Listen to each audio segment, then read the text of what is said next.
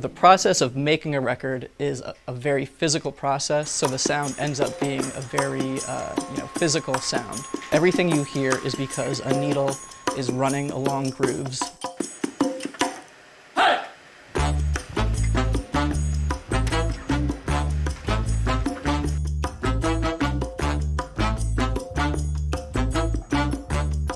The first step of making vinyl records starts with the artist, you know?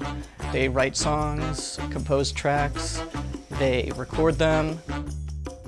The next step is sending those sound files over to an engineer that does a process called lacquer cutting. That lacquer is then sent to an electroplating facility.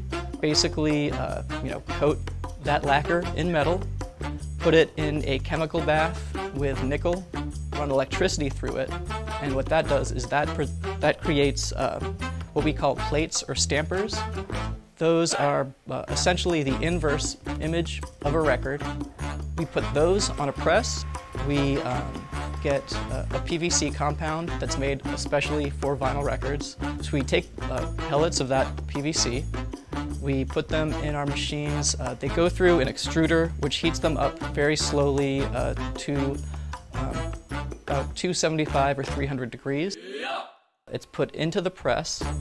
The press with tons of pressure, closes down on that puck, and then hot steam is run through the machine just to help it melt, a little bit more and get into those grooves. Then cold water is run through the machine to kind of make the record a little bit more rigid. We then trim the edges so that they're nice, and smooth and round like records are. And then we let it cool for a few hours, sometimes up to a day.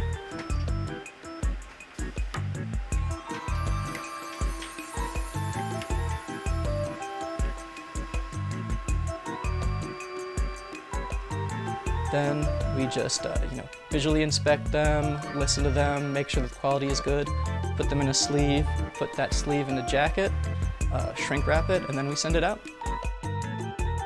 I think that vinyl is a really great way to experience music. In the 90s when pressing plants were shutting down and records weren't really that popular, that resurgence has come, pretty much right alongside the, just huge popularity of streaming. So I think that having a physical alternative, something that you can own, something that is never gonna disappear. There's something about the warmth of vinyl that people really connect with. It's a really unique format, and I think as we move more and more towards the kind of digital, intangible formats, it's going to stick around because it's kind of the complete opposite of that.